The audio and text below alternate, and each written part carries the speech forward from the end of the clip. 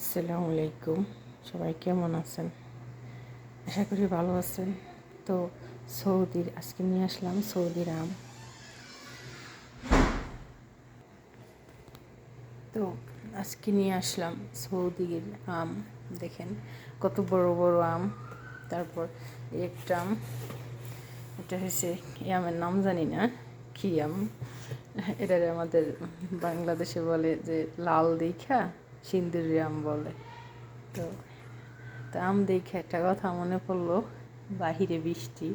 তারপর ছোটোবেলা আম টোকাইতাম আর বলতাম আম পাতা, ওই যে মামা বাড়ির ছড়াটা তো বলতো।